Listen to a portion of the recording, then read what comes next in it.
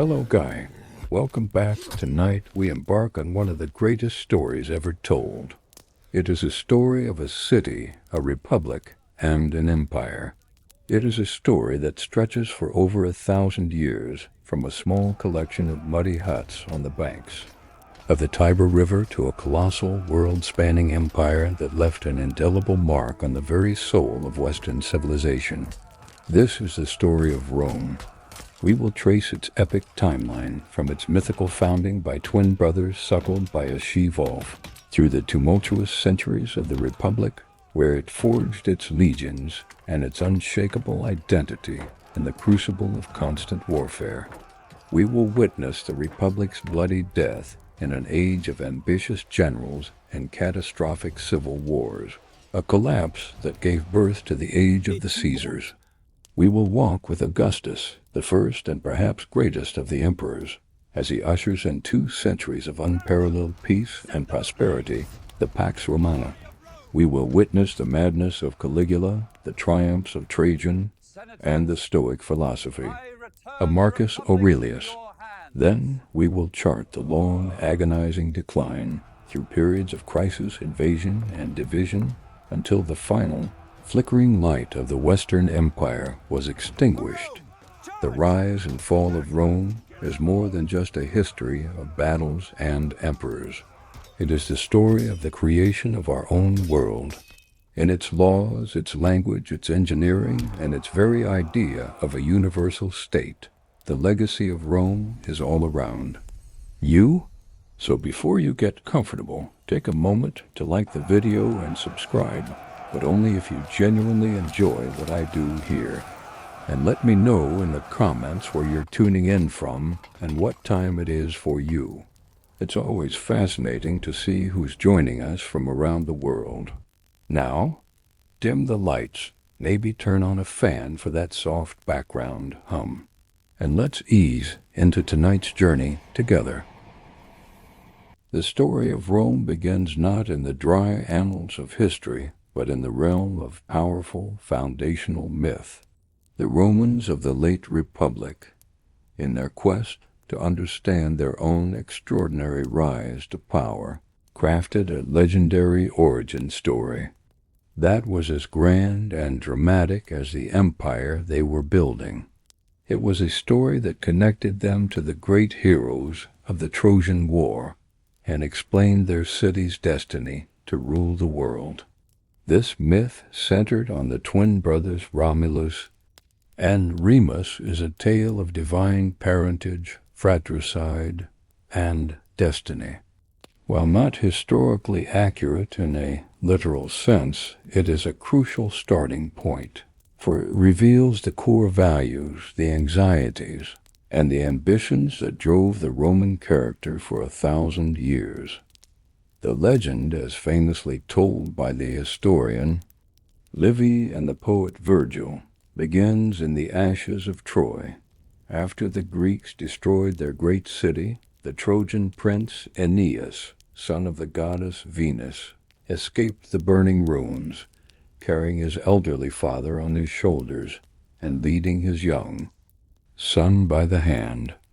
After many years of wandering across the Mediterranean, guided by the gods, he finally landed in Latium, in central Italy. Here he married the daughter of the local Latin king and founded the city of Lavinium, becoming the ancestor of the Latin people. Several generations later, one of his descendants, a king named Numitor, ruled the city of Alba Longa.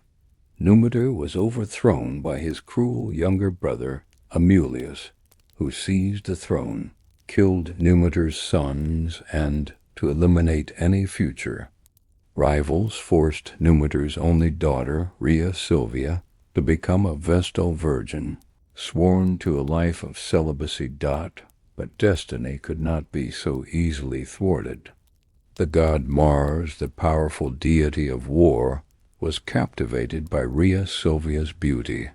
He came to her in the sacred grove, and from their union she gave birth to twin sons, Romulus and Remus, The usurper King Amulius, enraged and terrified by this miraculous birth, ordered the infants to be drowned in the Tiber River. The servant tasked with this grim duty, however, took pity on the boys. He placed them in a basket and set them adrift on the river, which was then in flood. The basket eventually came to rest at the foot of the Palatine Hill, where the twins were discovered by a she-wolf, the sacred animal of Mars. The she-wolf suckled the divine infants, saving them from starvation until they were found by a shepherd named Faustulus, who raised them as his own sons died as young men. Romulus and Remus grew to be natural leaders, charismatic and strong. After discovering their true identity, they led a rebellion against their great-uncle, killed the usurper Amulius, and restored their grandfather Numitor to the throne of Alba Longa. But the twins were not content to remain in their ancestral city. They were destined to found a new city of their own, on the very hills where they had been saved. Here, the story takes its dark, tragic turn. The brothers argued over which of the 7 hills should be the site of their new city, and more importantly, who should be its king. To settle the dispute, they agreed to an augury, the Etruscan art of interpreting the will of the gods through the flight of birds. Remus on the Aventine Hill saw 6 vultures first, but Romulus on the Palatine Hill then saw 12. A furious argument broke out over the meaning of the omen.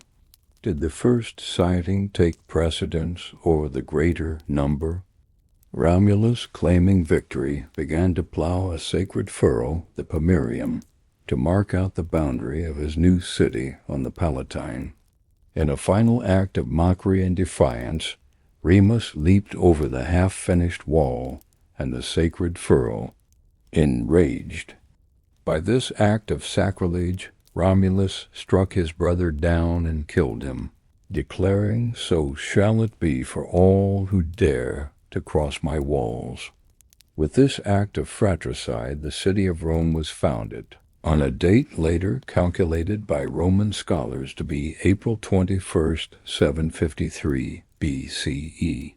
The city was born in blood, an omen of its future warlike destiny. This myth is a masterpiece of cultural propaganda. It gave the Romans a divine lineage, tracing their ancestry back to both the heroic Trojans and the god of war himself. It explained their martial character and their divinely ordained mission to conquer. The story of Romulus killing Remus, while brutal, served as a powerful justification for the absolute sanctity of the Roman state and the deadly consequences of civil strife. The archaeological reality of early Rome is, of course, more complex and less dramatic, but in many ways just as fascinating. The site of Rome, with its 7 hills overlooking a crucial ford on the Tiber River and close to the ancient salt flats at the river's mouth, was a position of great strategic importance. Archaeology has revealed that as early as the 10th century BCE, the tops of these hills were occupied by small, scattered villages of wattle and daub huts, inhabited by Latin-speaking shepherds and farmers. These were the true founders of Rome. For centuries, they lived a simple, rustic existence, their culture a part of the wider Latin world. Beginning in the 7th century BCE, this quiet backwater was transformed by the arrival of a more powerful and sophisticated civilization, the Etruscans. As we have seen, the Etruscans were the great urbanizers of early Italy, and they expanded their influence south into Latium, bringing with them their advanced skills in engineering, architecture, and statecraft.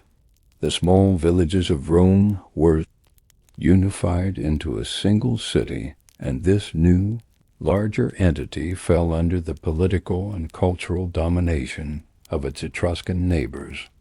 This is the historical reality behind the Roman tradition of the Tarquin kings.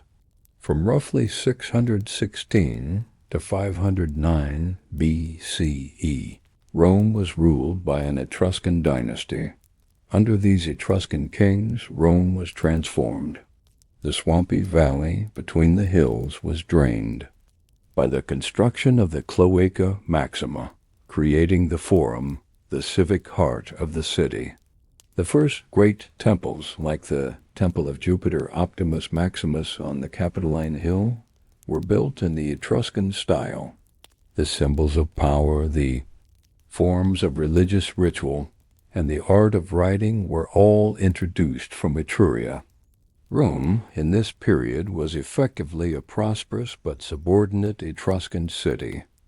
This period of foreign domination came to a dramatic end in the year 509 BCE, with the overthrow of the last king, Lucius Tarquinius Superbus, or Tarquin the Proud. The traditional story, as told by Livy, is a moral and political drama. The catalyst was the rape of the virtuous Roman noblewoman Lucretia by the king's son. After revealing the crime to her husband and father and making them swear an oath of vengeance, she took her own life, a sacrifice to preserve her honor. Her kinsman, Lucius Junius Brutus, raised her bloody dagger before the people in the Forum and in a fiery speech incited a popular rebellion. The Romans, spurred to action by this outrage, rose up and expelled the Tarquin family from the city forever. They then established a new form of government, the res public, or the public thing, or commonwealth, and swore a solemn oath that they would never again be ruled by a king. This event, whether it happened exactly as the legend tells it or was a more complex political coup by the Latin aristocracy to oust their foreign masters, was the single most important moment in Roman history. It created the Roman Republic and instilled in the Roman character a deep and abiding hatred of the very idea of monarchy. The word rex, or king, became the most reviled term in the Roman political vocabulary. For the next 500 years, the highest ambition of a Roman politician was to serve the Republic, and the gravest accusation one could hurl at a rival was that he aspired to be a king. The new Republic was an aristocratic one, designed to prevent the concentration of power in a single man. The power of the king was replaced by the power of two consuls who were elected annually and who held equal power, with each having the right to veto the other's actions. The real center of power was the Senate, an advisory council composed of the heads of the most powerful aristocratic families, the patricians. These were men who held their positions for life, providing a source of stability and continuity. The common people, the plebeians, had their own assemblies, but their power was initially limited that the newly born republic was a fragile entity. It was a small, Latin-speaking city-state surrounded by hostile and more powerful neighbors, the Etruscan cities to the north, the various Italic tribes in the surrounding hills, and the Greek colonies in the south. The first few centuries of the Republic were a period of constant and desperate struggle, a fight for the city's very survival.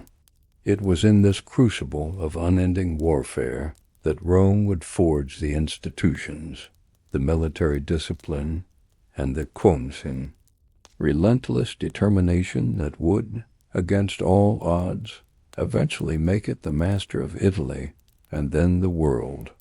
The journey from a mythical wolf to a global empire had begun. The 500-year history of the Roman Republic is a story of almost constant warfare. It is a story of a small agrarian city-state that, through a combination of extraordinary military resilience, political pragmatism, and sheer relentless ambition, rose to become the undisputed master of the Mediterranean world. This long period of expansion was not the result of a single grand strategic plan for world conquest. Instead, it was a slow, often chaotic, and sometimes desperate process of accretion as Rome responded to a series of threats and opportunities, defeating one enemy after another, and in doing so building an empire almost by accident. The Republic was forged in a crucible of conflict. This crucible had two main fronts: an internal struggle for political power between the social classes, and an external struggle for survival and dominance against a succession of formidable enemies. It was in this period that the Roman legion was perfected, and the Roman character a unique blend of discipline, piety, pragmatism, and ruthless determination was solidified. The first great struggle of the early Republic was an internal one, a long and bitter political conflict between the two main social orders, the patricians and the plebeians. The patricians were the old, land-owning aristocracy, the members of the original clans who had founded the Republic. They controlled the Senate, they monopolized the priesthoods, and in the early years only they could be elected as consuls. The plebeians were everyone else. This was a diverse group, ranging from wealthy merchants and well-to-do farmers to poor, landless artisans and laborers. Despite their numbers, they had very little political power. They could vote in the assemblies, but the voting system was rigged in favor of the wealthy. They could not hold the highest offices, and they could not intermarry with patricians. This deeply unequal state of affairs led to a long struggle, known as the conflict of the orders, which dominated the first 2 centuries of the Republic. The plebeians' greatest weapon in this struggle was, in effect, a general strike. On several occasions, in a move known as the secessio plebis, or secession of the plebs, the entire plebeian population would withdraw from the city en masse, leaving the patricians to fend for themselves. Since the plebeians made up the entire workforce and the bulk of the army, this was a devastatingly effective tactic. Faced with the collapse of the city and with enemies at the gates, the patricians were repeatedly forced to make concessions. Through this long process of struggle and compromise, the plebeians gradually won a series of crucial political victories. They gained their own elected officials, the tribunes of the plebs, who had the extraordinary power of the veto, allowing them to block any action of a magistrate or the Senate that they deemed harmful to the plebeians. They forced the codification and publication of Roman law in the 12 tables, ensuring that the law was public and applied to all, not a secret instrument of the patrician priests. They won the right to intermarry with patricians, and eventually the highest offices of the state, including the consulship, were opened to them. By the early 3rd century BCE, the old, rigid aristocracy of birth had been replaced by a new, more dynamic nobility of wealth and political service composed of both patrician and wealthy plebeian families. This long internal struggle, while often bitter, ultimately made the Republic stronger and more resilient. It created a system of checks and balances and fostered a deep sense of civic patriotism, a belief that Rome belonged to all its citizens, while This internal struggle was unfolding. Rome was engaged in a constant series of external wars for survival and control of the Italian peninsula. One by one, the Romans subdued their neighbors. They fought and defeated the other Latin cities, the Etruscans to the north, and the fierce Samnite tribes of the Apennine Mountains in a series of long and difficult wars. By 270 BCE, after nearly 2.5 centuries of continuous warfare, Rome had brought the entire Italian peninsula south of the Po Valley under its control. The Romans were masters of a unique form of empire building. They did not simply conquer and enslave. Instead, they created a complex patchwork of alliances and different levels of citizenship. Some conquered peoples were granted full Roman citizenship. Others were given a partial citizenship with all the private rights of a citizen, but without the right to vote. And most were bound to Rome as allies, required to provide troops for the Roman army, but allowed to maintain their local self-government. This system was a work of political genius. It created a vast reservoir of manpower for the Roman army and gave most of the Italian peoples a stake in the success of Rome, turning former enemies into loyal partners in the project of Roman expansion. Having conquered Italy, Rome now found itself on a collision course with the other great power of the Western Mediterranean, the mighty maritime empire of Carthage. Carthage, located on the coast of modern-day Tunisia, was an ancient Phoenician colony that had grown into a vast commercial empire, its powerful navy controlling the trade routes of North Africa, Spain, and the islands of Sicily and Sardinia. The inevitable clash between these two rising powers resulted in a series of 3 epic conflicts known as the Punic Wars, a struggle that would last for over a century and would either make Rome the master of the Mediterranean or see it utterly destroyed. The First Punic War, 264-241 BCE, was primarily a naval conflict over the control of Sicily. The Romans, who were a land power with little naval experience, were at a great disadvantage. In a testament to their incredible determination, they captured a Carthaginian warship, reverse-engineered it, and built an entire fleet from scratch. They then invented a new naval tactic, the corvus, a large spiked boarding bridge that could be dropped onto an enemy's ship, allowing their superior infantry to turn a sea battle into a land battle. After a long and grueling war, the Romans were victorious, expelling the Carthaginians from Sicily and creating their first overseas province. The Second Punic War, 218-201 BCE, was the greatest and most desperate war Rome ever fought.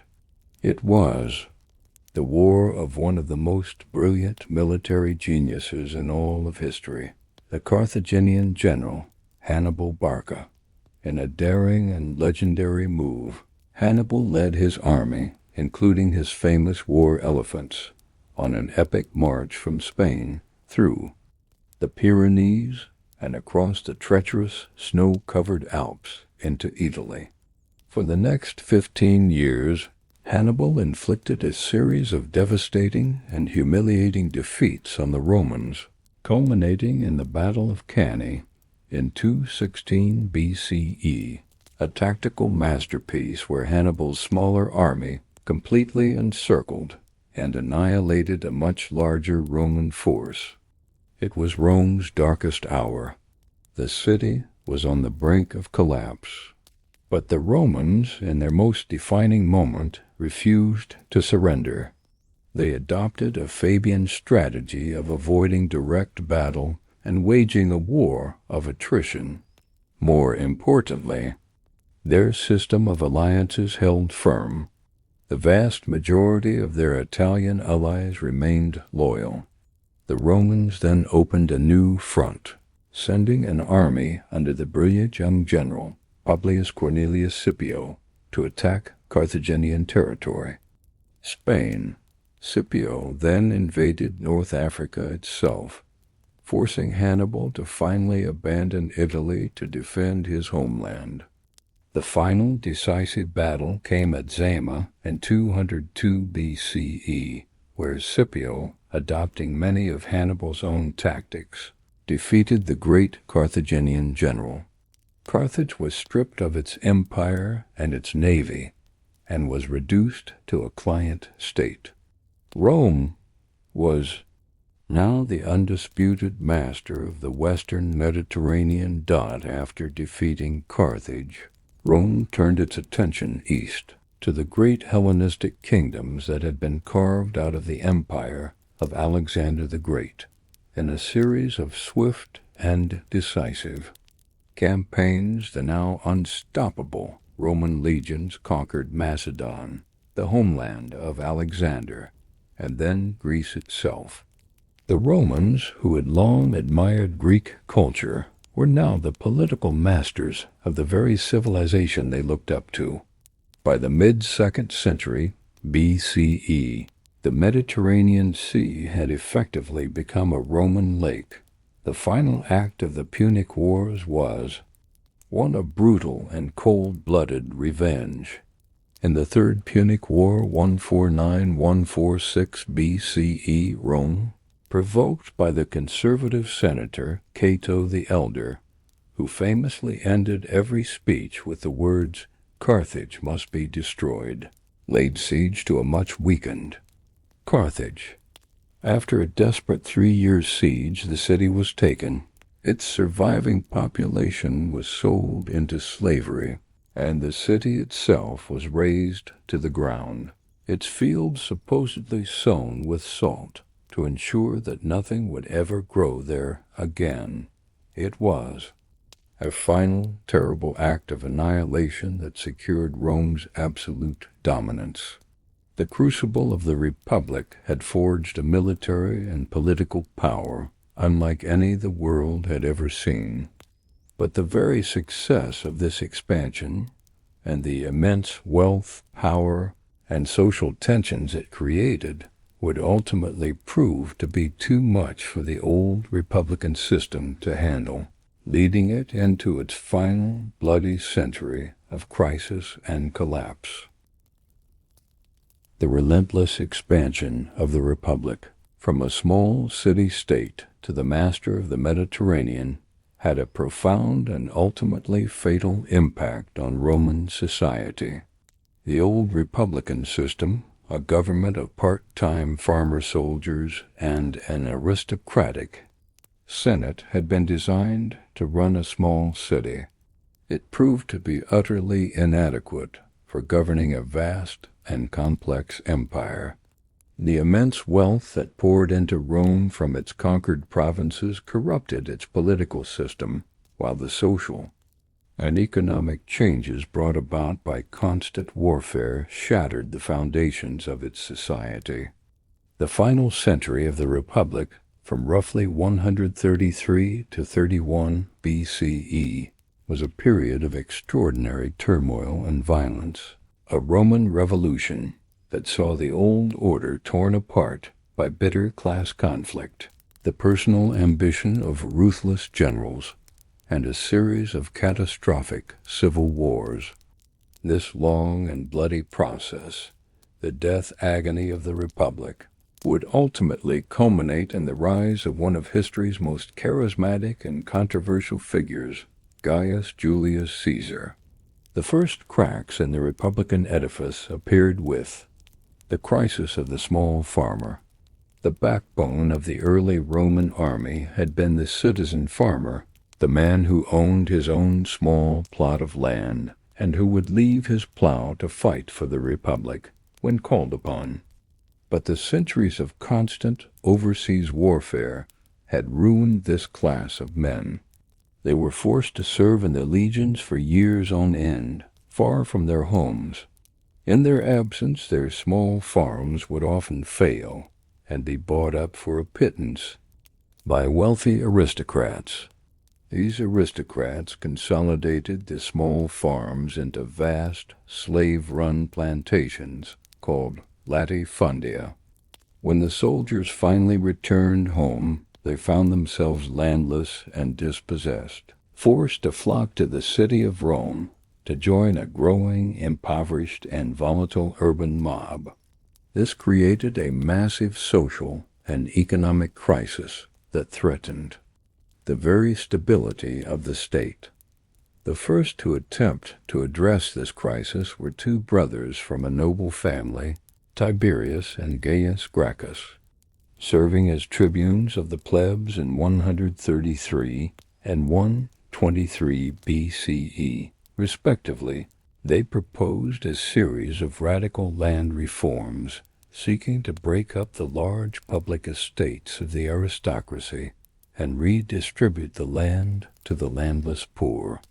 The Gracchi brothers bypassed the hostile Senate and took their proposals directly to the popular assemblies, an act that was seen as a dangerous challenge to the traditional authority of the senatorial elite. The reaction of the Senate was one of panic and unprecedented violence. Tiberius Gracchus, along with hundreds of his followers, was clubbed to death in a riot instigated by a group of senators. A decade later, his brother Gaius, facing a similar fate, committed suicide.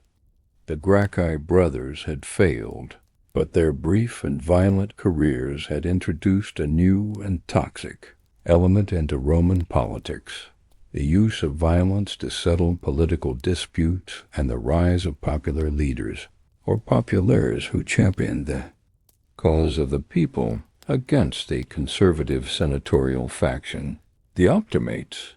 The next great figure to challenge the Senate's authority was Gaius Marius, a new man who rose to prominence as a brilliant general. Marius enacted a revolutionary military reform that would have profound and devastating consequences for the Republic. Faced with a shortage of land-owning soldiers, he abolished the property qualification for military service and recruited his soldiers from the landless urban poor, promising them land and a share of the booty upon their retirement. This created a new kind of Roman army. The soldiers were no longer citizen farmers serving the state, but professional, long-serving soldiers whose primary loyalty was not to the Republic, but to their individual general, the man who paid them and guaranteed their retirement. The Roman army was transformed from a state institution into a series of private armies, a tool that could be used by ambitious generals to further their own political careers. The inevitable consequence of this was civil war. The first to turn his legions on Rome itself was Marius's great rival, the Optimate general Lucius Cornelius Sulla. In 88 BCE, after being stripped of a prestigious military command by his political enemies, Sulla did the unthinkable. He marched his army on the city of Rome and seized it by force. After driving out Marius and his followers, he went to fight a war in the east. Upon his return, he found the populares back in power. He marched on Rome a second time, and after a bloody victory, he declared himself dictator for the restoration of the Republic.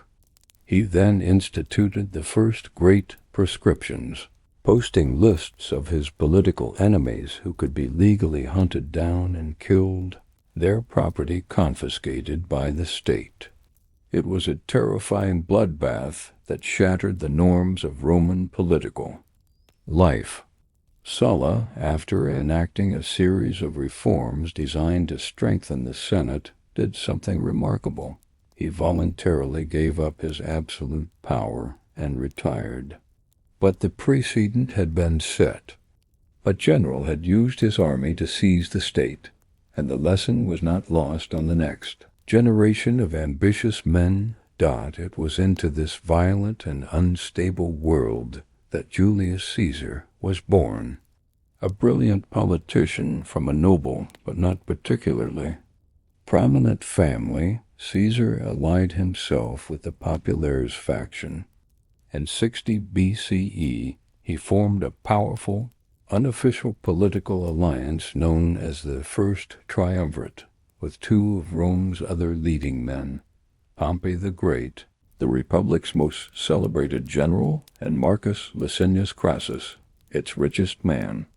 Together, these three men dominated Roman politics, using their combined wealth, military power, and popular support to bypass the authority of the Senate. To build his own military power base and win the glory he craved, Caesar took on the governorship of Gaul, modern-day France. Over the next 8 years, from 58 to 50 BCE, he conducted a brilliant and brutal series of campaigns, conquering the whole of Gaul and even launching 2 brief expeditions to Britain. He was a military genius, beloved by his soldiers, and his detailed account of the conflict, his commentaries on the Gallic War, is a masterpiece of clear, concise Latin prose and political propaganda. His victories in Gaul made him immensely wealthy and powerful, and they gave him what he needed most, a hardened, veteran army that was fanatically loyal to him and him alone. Back in Rome, the triumvirate had fallen apart. Crassus had been killed in a disastrous war in the east, and Pompey, now jealous and fearful of Caesar's rising power, had allied himself with the Senate. The Senate, seeing Caesar as a mortal threat to their authority, declared him an enemy of the state and ordered him to disband his army and return to Rome to face prosecution. Caesar was now at a crossroads. To obey the Senate would mean the end of his career and likely his life. To disobey would mean plunging the Republic into another catastrophic civil war. In January of 49 BCE, Caesar made his fateful decision. He led one of his legions across the Rubicon, a small river that marked the boundary between his province and Italy. To cross the Rubicon with an army was an act of treason and a declaration of war. Caesar is said to have declared alia iacta, est, the die is cast. The civil war that followed was a vast, world-spanning conflict. Pompey and the Senate fled to Greece, and Caesar, after securing Italy, pursued them. The decisive battle came at Pharsalus in 48 BCE, where Caesar's smaller, more experienced army won a crushing victory. Pompey fled to Egypt, where he was assassinated. Caesar then spent the next few years mopping up the remaining senatorial forces in Egypt, Africa, and Spain. By 45 BCE, the civil war was over, and Caesar was the undisputed master of the Roman world. He returned to Rome and was showered with honors. He was made dictator for life and began a series of ambitious reforms to address the deep-seated problems of the state. He reformed the calendar, creating the Julian calendar that, with minor adjustments, we still use today. He planned vast new public building projects, and he settled his veterans in colonies throughout the empire. But his accumulation of power and his increasingly monarchical style deeply offended the old republican aristocracy. He was accused of wanting to be a king. A conspiracy of about 60 senators, who called themselves the Liberators, was formed, led by Marcus Junius Brutus and Gaius Cassius Longinus. They believed that by killing the tyrant, they could restore the Republic. On the Ides of March 15th, 44 BCE, as Caesar entered a meeting of the Senate, The conspirators surrounded him and stabbed him to death, his body falling at the foot of a statue of his great rival, Pompey. But the assassins had made a fatal miscalculation. They had killed the man, but they had not killed the forces that he represented. The Republic was already dead, its institutions broken beyond repair. The assassination of Caesar did not restore the Republic. It plunged the Roman world into a final, even more destructive round of civil wars. A new generation of leaders would rise to claim Caesar's mantle and fight over his legacy. The death of the Republic was a long and bloody process, but the career of Julius Caesar was its dramatic and decisive climax. He had exposed the fatal weakness of the old system and had demonstrated that ultimate power in Rome now lay not with the Senate, but with the man who commanded the loyalty of the legions. The path to the empire was now open. The assassination of Julius Caesar on the Ides of March in 44 BCE, far from being the clean, surgical strike that would restore the Republic, was a messy and catastrophic act that plunged the Roman world into a final 13-year-long paroxysm of violence. The conspirators who called themselves the Liberators had made a fatal miscalculation. They had killed the man, but they had not killed the forces he represented, nor had they a coherent plan for what to do next. In the power vacuum left by Caesar's death, 3 men would rise to dominate the stage, their ambitions and rivalries shaping the final bloody act of the Republican tragedy. These men were Marcus Antonius, Mark Antony, Caesar's charismatic and battle-hardened right-hand man; Marcus Aemilius Lepidus, another of Caesar's powerful lieutenants; and a new unexpected player, a frail and studious youth of 18 named Gaius Octavius, Caesar's grand-nephew. The story of the next 13 years is the story of their deadly dance of alliance and betrayal, a conflict that would stretch from the bloody streets of Rome to the battlefields of Greece and the opulent court of Egypt, culminating in a final, world-altering confrontation between a Roman general and an Egyptian queen. In the immediate aftermath of the assassination, Rome was plunged into a state of confusion and fear. The assassins, led by Brutus and Cassius, had expected to be hailed as heroes, but the city's population was uncertain and anxious. The initial advantage seemed to lie with the Senate, which granted the Liberators amnesty. But the tide turned with Caesar's public funeral. Mark Antony, as consul and Caesar's most trusted friend, was given the honor of delivering the funeral oration. In a masterpiece of political rhetoric, as later dramatized by Shakespeare, Antony began by seemingly praising the assassins as honorable men, but he then proceeded to read Caesar's will. The will revealed that Caesar had left his vast gardens to the Roman people as a public park and had bequeathed a sum of money to every single citizen. This act of generosity, combined with Antony's emotional display of Caesar's bloody toga, whipped the crowd into a frenzy of grief and rage. The Roman mob, now seeing Caesar as their great benefactor and the assassins as treacherous aristocrats, rioted through the city, burning the houses of the conspirators and forcing Brutus and Cassius to flee from Italy to the eastern provinces to save their lives. It was into this volatile situation that the young Octavius arrived. Against the advice of his family, he sailed to Italy to claim his inheritance. This was an act of immense bravery. Caesar had not only left him 3/4 of his immense fortune, but more importantly, had posthumously adopted him as his son. In his will, Octavius immediately took the name Gaius Julius Caesar Octavianus.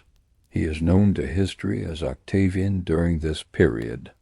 The name Caesar was a magical one, a symbol of immense power and prestige, and it instantly gave the young man a political legitimacy that he would not otherwise have had.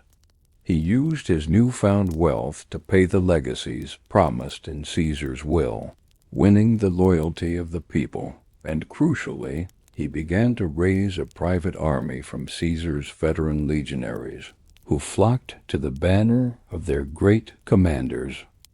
Initially, Octavian, a shrewd and calculating politician even at this young age, allied himself with the Senate and the conservative faction led by Cicero, who saw the boy as a useful temporary tool to be used against the more immediate threat of Mark Antony. Antony, for his part, saw Octavian as an impertinent upstart. The Senate, with Octavian's legions fighting on their behalf, declared Antony an enemy of the state. But after a series of indecisive battles, Octavian, feeling used and disrespected by the Senate, did something that shocked his senatorial allies. He marched his army on Rome and demanded to be made consul with the city under his control. He made his most brilliant and ruthless move. He betrayed the Senate and sought an alliance with his rival, Antony, and with the powerful but less ambitious Lepidus. In 43 BCE, these three men met on a small island in a river near Bononia, modern Bologna, and formed the second triumvirate.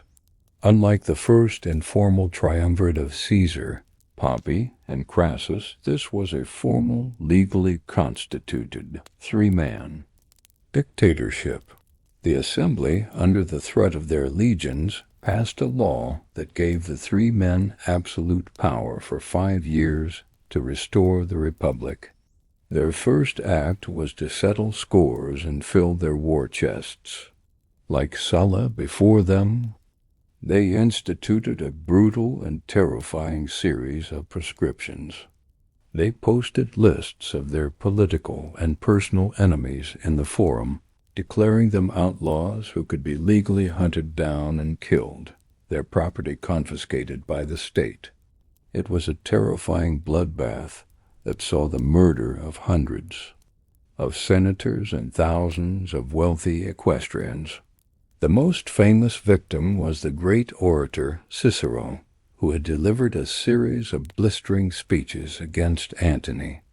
Antony's men hunted him down, killed him, and on Antony's orders, his head and hands were cut off and nailed to the rostra, the speaker's platform in the Forum, a gruesome warning to any who would dare to oppose the new masters of Rome.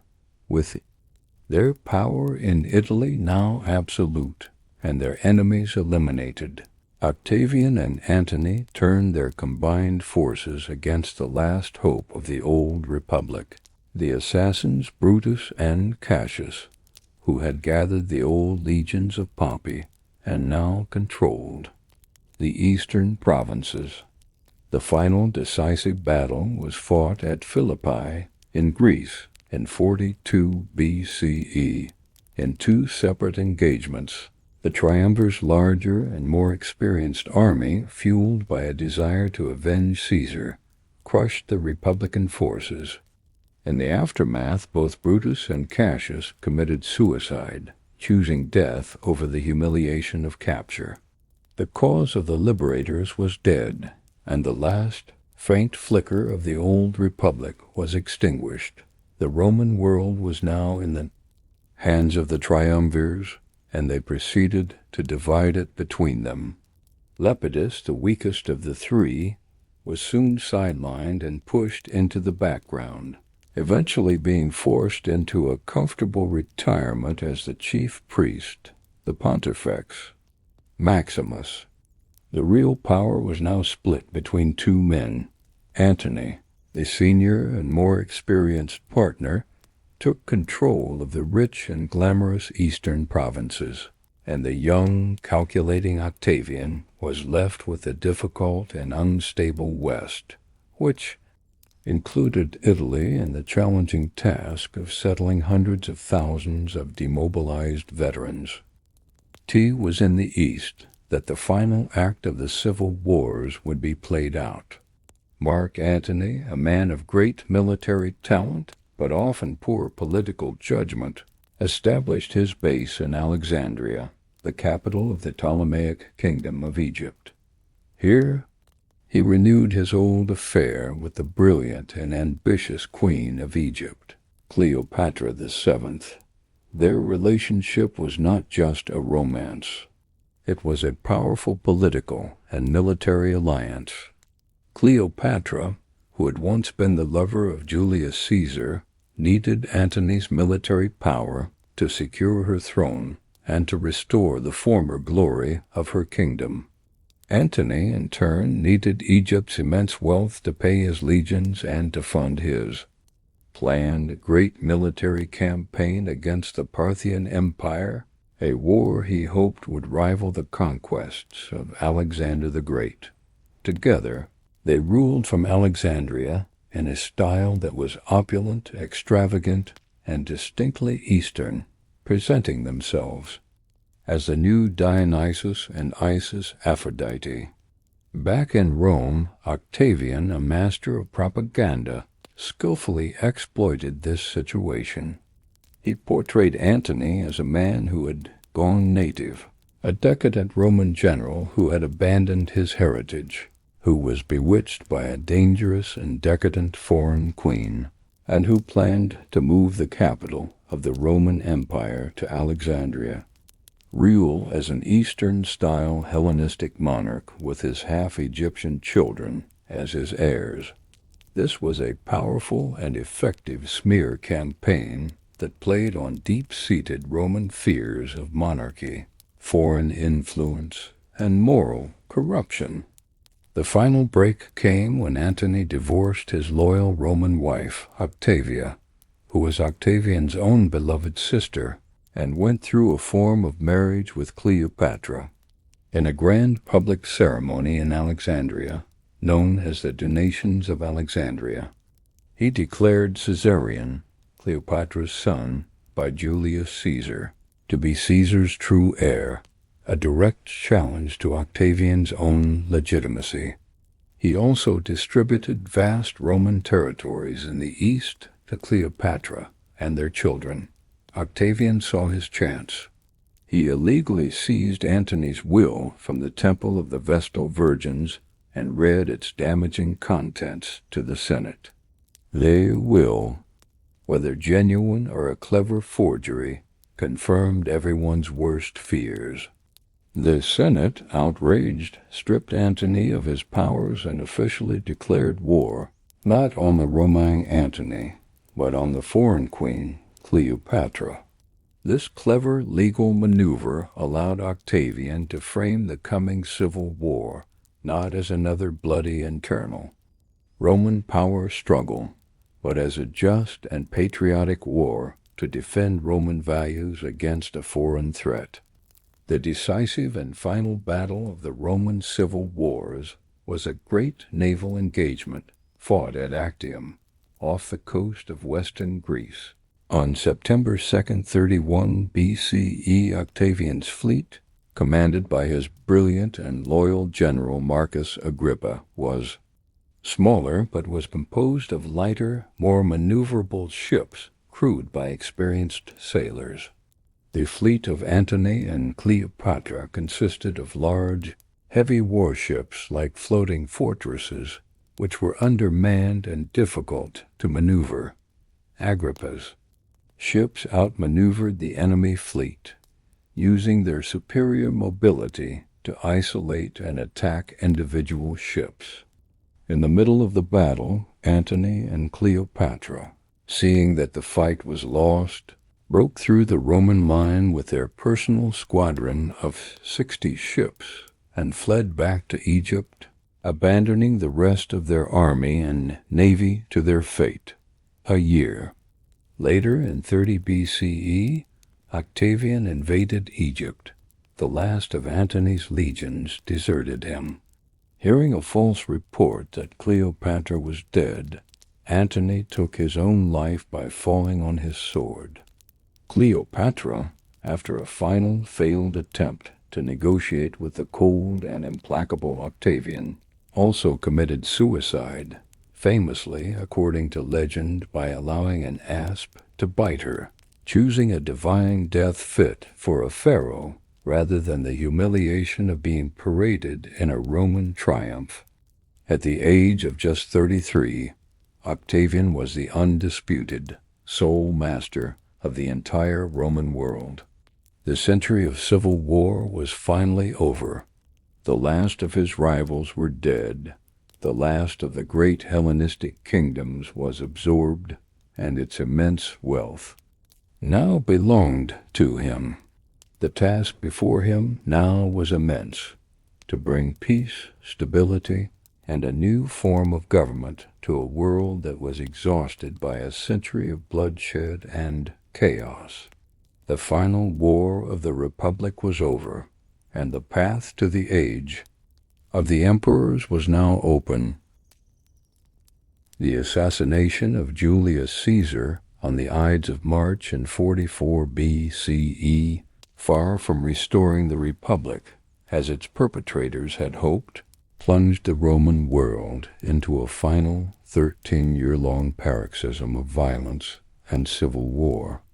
The liberators, Brutus and Cassius, had naively believed that by killing the tyrant, the old system would magically spring back to life. But the Republic was a hollowed-out shell, its political norms shattered, and its fate now in the hands of men who commanded armies. From the chaos of Caesar's death, a new and unlikely figure would emerge, a young man who possessed none of Caesar's military genius or personal charisma, but who had something more important: Caesar's name, his immense fortune, and a political cunning that was unparalleled in Roman history. This was Gaius Octavius, Caesar's grandnephew and adopted son. Over the next decade, he would methodically outmaneuver and destroy all his rivals. And then, in a stroke of political genius, he would transform the shattered remains of the Republic into a new and stable political order, the Roman Empire. He would take the name Augustus, and he would become the architect of a new golden age, an unprecedented era of peace and prosperity known as the Pax Romana. When Caesar was killed, Octavius was just 18 years old, a frail and studious youth, studying in Greece. He was an unknown quantity, easily underestimated. But upon hearing that Caesar had adopted him in his will and made him his chief heir, he acted with a speed and decisiveness that belied his age. He sailed to Italy, took the name Gaius Julius Caesar Octavianus, and, using the immense power of Caesar's name, he raised a private army from Caesar's loyal veterans. He then entered the complex and treacherous world of Roman politics, a world now dominated by two main factions: the assassins of Caesar, Brutus and Cassius, who had fled to the east to raise their own armies, and Caesar's most powerful lieutenant, the experienced general and consul, Mark Antony. Initially, Octavian allied himself with the Senate against Antony. But then, in a stunning reversal, he betrayed the Senate and formed an alliance with Antony and another of Caesar's lieutenants, Lepidus. This was the Second Triumvirate, a formal, legally constituted, three-man dictatorship established for the purpose of restoring the Republic, but in reality for the purpose of hunting down their enemies and carving up the Roman world between them. Like Sulla before them, they instituted a brutal and terrifying series of proscriptions, liquidating thousands of their political and personal enemies in Rome, including the great orator Cicero, whose head and hands were famously nailed to the rostra in the Forum. With their power in Italy secure, Octavian and Antony turned their combined forces against the assassins. At the Battle of Philippi in Greece in 42 BCE, their legions crushed the armies of Brutus and Cassius, both of whom committed suicide. The last hope of the old republic died with them. The Roman world was now in the hands of the triumvirs. They divided the empire between them. Antony, the senior partner, took the rich and glamorous East. Lepidus was given Africa, and the young, inexperienced Octavian was left with the difficult and unstable West, including Italy. It was in the East that the final act of the civil wars would be played out. Mark Antony, a man of great military talent but poor political judgment, established his base in Alexandria and fell under the spell of the brilliant and ambitious queen of Egypt, Cleopatra VII. Their political and romantic alliance became a source of deep suspicion and propaganda back in Rome. Octavian, a master of public relations, skillfully portrayed Antony as a man who had gone native, a Roman who had abandoned his heritage, who was bewitched by a dangerous foreign queen, and who planned to move the capital of the empire to Alexandria and rule as an Eastern-style Hellenistic monarch. This was a powerful and effective smear campaign that played on Roman fears of monarchy and foreign corruption. The final break came when Antony divorced his Roman wife, Octavia, who was Octavian's own sister, and married Cleopatra. Octavian saw his chance. He illegally seized Antony's will from the Temple of the Vestal Virgins and read it to the Senate. The will, whether genuine or a forgery, confirmed everyone's worst fears. It left vast Roman territories to Cleopatra and her children by Antony. The Senate, outraged, declared war, not on Antony, but on Cleopatra.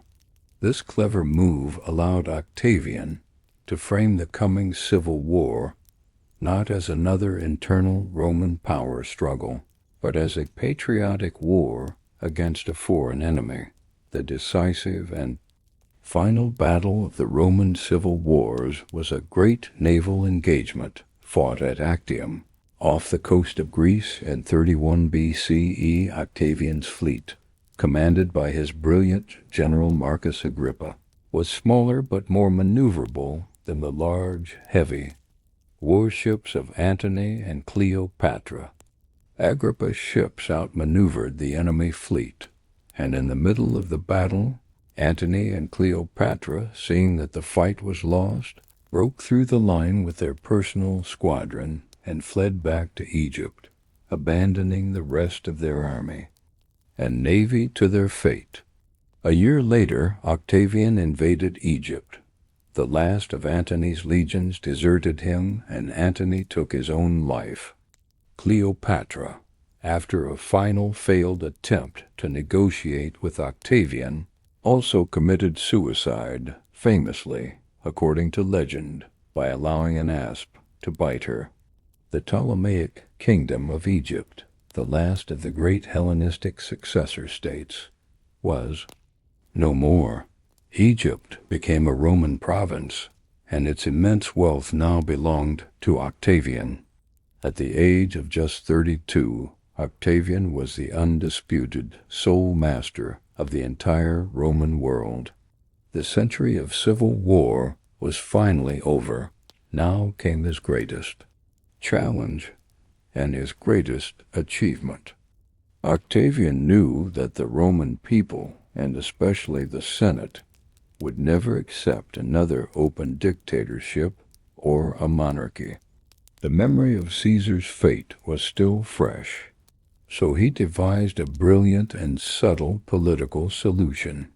In 27 BCE, in a carefully staged piece of political theater, he went before the Senate and announced that he was relinquishing all his extraordinary powers and restoring the Republic.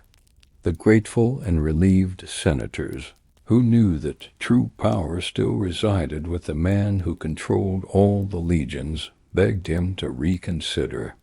They bestowed upon him a new semi-divine title, Augustus, the revered or illustrious one.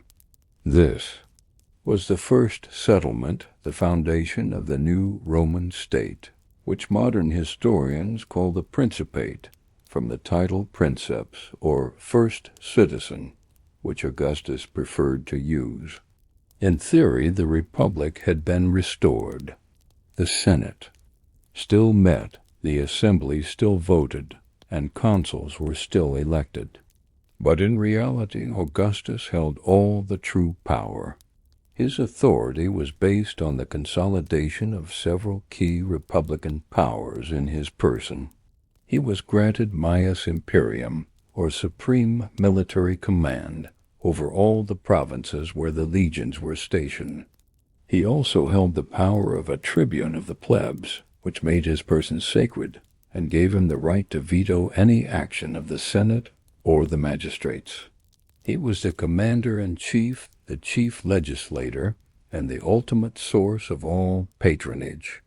He ruled not as a king or a dictator, but as the first citizen, the man who guided and protected the restored republic. It was a brilliant autocratic solution disguised in republican forms, a system that provided the stability of a monarchy. Without the hated name, with his political power secure, Augustus embarked on a massive program of social and physical reconstruction. He professionalized the army, creating a permanent standing force of 28 legions, loyal only to the emperor. He created a vast civil service to administer the empire more efficiently. He reformed the tax system and stabilized the currency. He embarked on a huge building program in Rome, transforming the city from a city of brick to a city of marble, building new temples, forums, and aqueducts. He also promoted a revival of traditional Roman religion and morality, passing laws to encourage marriage and penalize adultery, in an attempt to restore the old Roman virtues that he believed had been corrupted by the civil wars. Augustus's long reign from 27 BCE to 14 CE ushered in an unprecedented era of peace, stability, and prosperity that would last for over 200 years. This was the Pax Romana, the Roman peace. For the first time in centuries, the Mediterranean world was united under a single, stable government. The constant, destructive wars of the Republic were replaced by a secure peace, maintained by the overwhelming power of the Roman legions stationed on the frontiers. Trade flourished, ideas and cultures mixed, and the provinces of the empire enjoyed a long period of growth and Romanization. It was the golden age of the Roman Empire, a period that would be looked back upon with nostalgia for the rest of Western history. Augustus, the frail boy who had inherited Caesar's name, had proven to be his true successor. He had ended the chaos of the civil wars and had created a new and enduring world order, becoming the true architect of the Roman Empire. The new political order created by Augustus, the Principate, was a masterpiece of political engineering, a system that cloaked the absolute power of one man in the familiar and reassuring robes of the old republic. But this system had a fundamental, unspoken flaw. The problem of succession. Augustus, while claiming to have restored the Republic, had in fact created a monarchy, and a monarchy requires a clear line of succession to be stable. Augustus himself, blessed with a long life, was able to manage the transition of power through a series of careful adoptions. But his successors, the members of his own family, the Julio-Claudian Dynasty, would be a very different story. The next half-century, from the death of Augustus in 14 CE to the fall of Nero in 68 CE, would be a period of high drama, palace intrigue, and spectacular excess. It was an era defined by the often unstable personalities of the men who inherited the supreme power of the Roman world, a time that saw the system created by Augustus tested to its absolute limit by the reigns of the paranoid Tiberius, the mad Caligula, the awkward Claudius, and the monstrous Nero, the immediate successor to Augustus was his stepson, Tiberius. Tiberius was a man of considerable military and administrative talent, a gloomy, suspicious, and reluctant emperor who had been forced into the role by a series of deaths in Augustus's family. He was a competent, if unpopular, administrator who largely continued the prudent policies of Augustus, securing the frontiers and managing the empire's finances with care. But his reign was soured by his increasingly paranoid and reclusive nature. He grew to hate the politics of Rome and the perceived insincerity of the Senate. In his later years, he retired from the city altogether, ruling the empire from his magnificent and infamous villa on the island of Capri. From this remote location, his reign descended into a dark period of treason trials and political purges, orchestrated by his ambitious and ruthless Praetorian prefect, Sejanus. Tiberius's reign, while not a disaster for the empire as a whole, created an atmosphere of fear and suspicion at the heart of the Roman elite, and set a dangerous precedent for the emperor's reliance on the Praetorian Guard, the elite household, troops stationed in Rome. Upon Tiberius's death in 37 CE, the throne passed to his grandnephew, Gaius, better known to history by his childhood nickname, Caligula, which means little boots. Caligula's reign began with immense popularity and promise, but it quickly descended into a nightmare of absolute power, madness, and megalomania. The ancient sources, particularly the historian Suetonius, paint a picture of a deranged and sadistic tyrant. He is said to have declared himself a living god, ordering that the heads of the statues of the gods in Rome be replaced with his own. He engaged in incestuous relationships with his sisters. He had conversations with the moon, and in his most famous act of bizarre contempt for the senatorial class, he is said to have planned to make his favorite horse, Incitatus, a consul. He was a profligate spender who emptied the treasury that Tiberius had so carefully filled, and he was a cruel and arbitrary ruler who executed senators and confiscated their property on a whim. While some modern historians have suggested that the stories of his madness may have been exaggerated by a hostile senatorial tradition, the evidence is clear that his reign was a disaster. After just 4 years of terror, Caligula, his wife, and his young daughter were assassinated in a conspiracy led by the officers of his own Praetorian Guard. His brief but terrifying reign was a stark lesson in the dangers of handing absolute, unchecked power to an unstable individual dot in the chaotic hours after Caligula's assassination.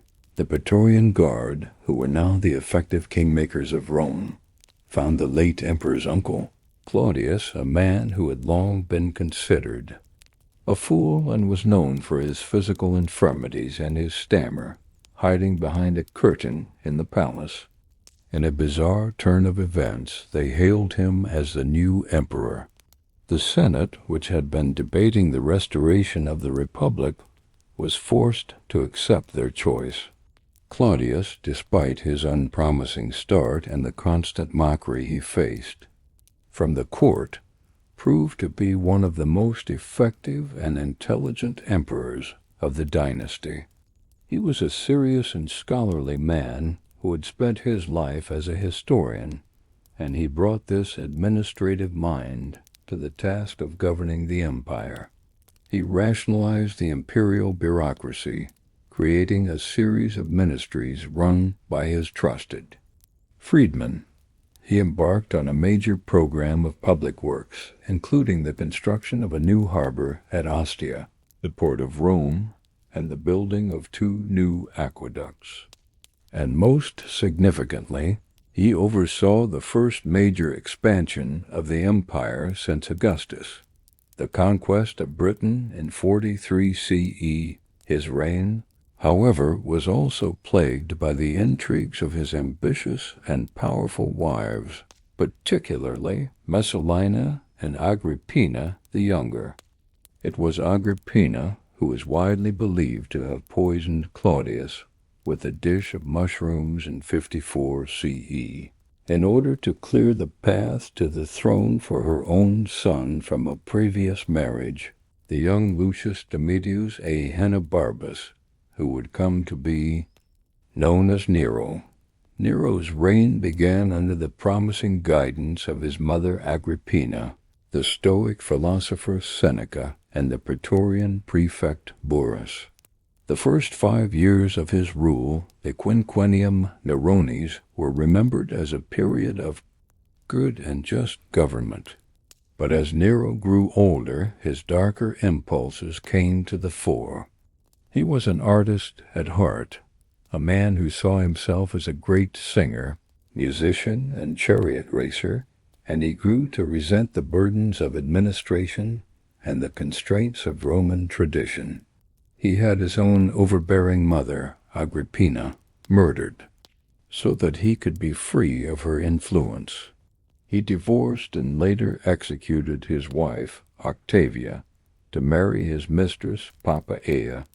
He began to indulge his artistic pretensions, scandalizing the Roman aristocracy by performing on the public stage, an act that was considered utterly undignified for an emperor.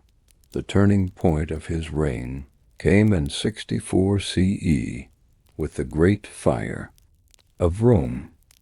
A massive fire broke out in the city and raged for over a week, destroying a huge portion of the capital. The rumor quickly spread that Nero himself had started the fire so that he could clear the land to build his magnificent new palace, the Domus Aurea, or Golden House. While this is almost certainly untrue, Nero needed a scapegoat to deflect the public anger. He found one in a small and still obscure religious sect from the East, the Christians. He arrested and brutally executed a large number of Christians in Rome, accusing them of starting the fire.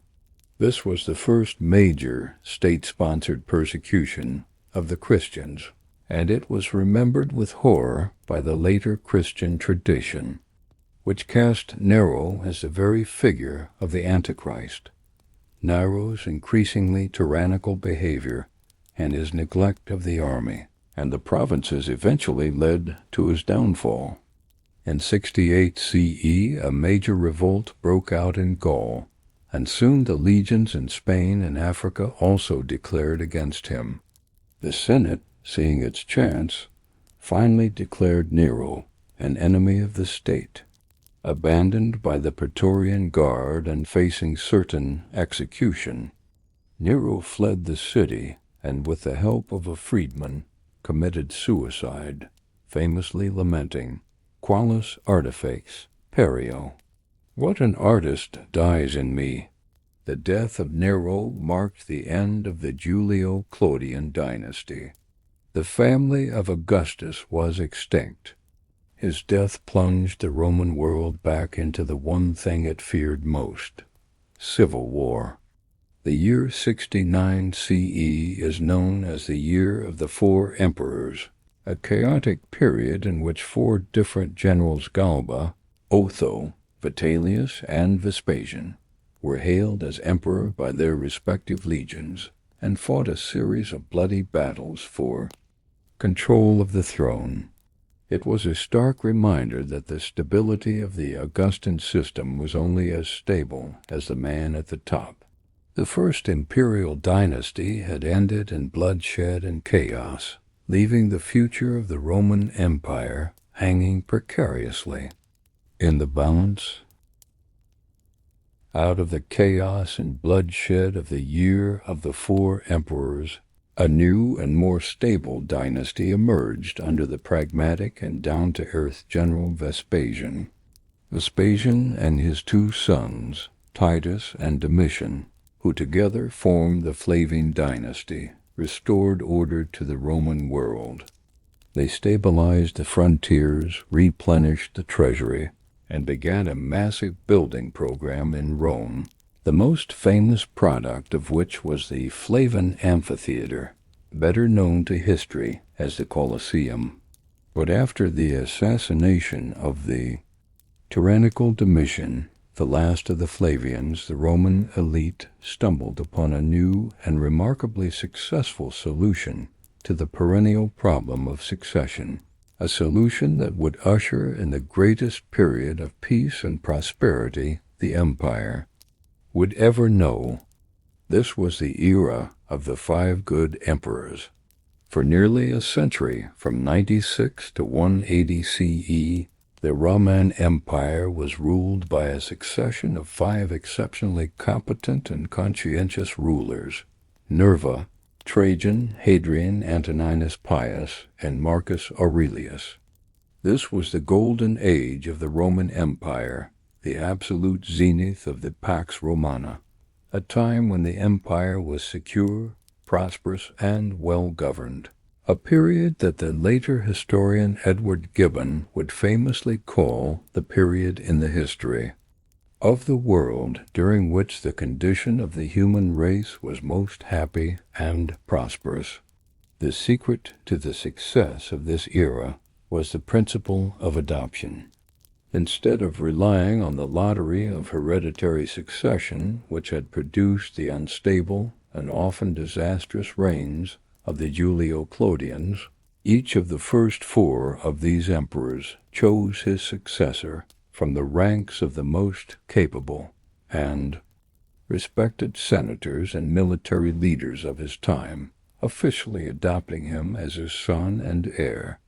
This system ensured that the throne was passed not to a callow youth with a famous name, but to a mature and experienced administrator who had already proven his worth. The era began with a brief reign of the elderly and respected senator, Nerva, who was chosen by the Senate to succeed the murdered Domitian. Nerva's most important act was to choose his successor. Recognizing the need for a strong military figure to command the loyalty of the legions, he adopted the brilliant and popular general Marcus Ulpius Traianus, better known as Trajan, who reigned from 98 to 117 CE, was the first Roman emperor to be born outside of Italy in the province of Spain. His reign is remembered as the absolute peak of the empire's power and territorial extent. Trajan was, above all, a great military commander. He led the Roman legions in two major wars against the powerful kingdom of Dacia, north of the Danube River, in modern-day Romania. After a long and difficult struggle, he conquered Dacia, a land rich in gold and silver mines. The immense treasure he brought back from this conquest funded one of the most ambitious building programs in Roman history. He built a new forum in Rome, Trajan's Forum, a magnificent complex of public buildings, libraries, and law courts that was considered one of the wonders of the city.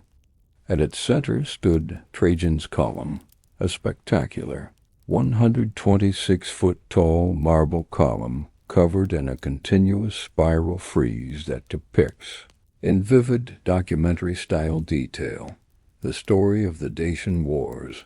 Trajan was also a great administrator, known for his justice and his extensive program of social welfare, the Alimenta, which used state funds to support poor children in Italy. In his later years, he launched a massive campaign against the Parthian Empire in the east, conquering Mesopotamia and reaching the Persian Gulf. At its height, under Trajan, the Roman Empire stretched from the moors of Scotland to the sands of Iraq. He was so respected that for centuries after his death, new emperors would be hailed by the Senate with the prayer, Felicior Augusto, Melio Traiano, be more fortunate than Augustus and better than Trajan. Trajan's chosen successor was his kinsman Hadrian. Hadrian, who reigned from 117 to 138 CE, was a very different kind of emperor. He was a highly cultured and sophisticated man, a great admirer of Greek civilization, and a restless traveler who spent more than half of his long reign touring the provinces of his vast empire. Hadrian realized that the empire had reached its practical limits of expansion under Trajan. He abandoned Trajan's conquests in Mesopotamia and adopted a new grand strategy of consolidation and defense. His reign was defined by the strengthening of the empire's frontiers. The most famous of these projects is Hadrian's Wall, a massive 73-mile-long stone wall built across the north of Britain to separate the Romang province from the unconquered barbarian tribes of Caledonia, Scotland. Similar fortified frontiers, known as the Limes, were built along the Rhine and Danube rivers in Germany. Hadrian's reign was largely one of peace and prosperity. He was a great builder, not just in Rome, where he rebuilt the Pantheon in the form we know it today, but throughout the empire, adorning the cities of Greece and Asia Minor with new temples and public buildings. Hadrian was succeeded by Antoninus, pious, who reigned from 138 to 161 CE. His reign was the most peaceful and tranquil of all. He was a pious and conscientious administrator who rarely left Italy, and whose long reign is almost a blank page in the military history of the empire. This very lack of major wars or crises is a testament to the success and stability of the system he inherited. The Pax Romana was at its absolute zenith, a vast multicultural empire of over 60 million people, united by a common system of law, a shared Greco-Roman culture, and the secure peace enforced by the legions on its distant frontiers. The cities of the empire flourished, connected by a magnificent network of Roman roads, and the Mediterranean Sea was a Roman lake, cleared of pirates and filled with the ships of commerce. The last of the 5 good emperors was Marcus Aurelius, who reigned from 161 to 180 CE. He was a very different kind of ruler from his predecessors, a philosopher king, a man whose personal writings, the Meditations, reveal a deep commitment to the Stoic philosophy of duty, self-discipline, and service. He was, by nature, a scholar and a man of peace, but his reign was, ironically, a period of almost constant warfare. The long peace of the preceding decades had come to an end, and the empire was beset by new threats on its frontiers. A renewed war with the Parthian Empire in the east was followed by a far more serious crisis on the Danube frontier, where a great confederation of Germanic tribes, the Marcomanni and the Quadi, broke through the Roman defenses and invaded Italy itself. Marcus Aurelius would spend most of the last 14 years of his life on the northern frontier, leading the legions in a series of difficult and grueling campaigns. He was a dutiful and reluctant warrior who found solace in the evenings by writing his philosophical reflections in his tent. His reign was also marred by the outbreak of the Antonine Plague, a devastating pandemic, likely smallpox, that swept through the empire, killing millions of people and severely weakening the economy and the army. Marcus Aurelius, despite his great wisdom, made one fateful and disastrous decision that would bring the Golden Age to an end. Instead of choosing the most capable man to succeed him, as his predecessors had done, he allowed his own biological son, the young and unstable Commodus, to become his heir. This return to the principle of hereditary succession would prove to be catastrophic. The reign of Commodus was a disaster, and his assassination in 192 CE would plunge the empire back into another round of bloody civil wars. The long peace was over. The golden age of the Antonines was a remarkable achievement, a period when the Roman Empire came closest to realizing its ideal of a just and well-ordered world state. But the reign of Marcus Aurelius, with its endless wars and its devastating plague, was a sign of things to come. The long, slow, and painful decline of the Roman Empire was about to begin.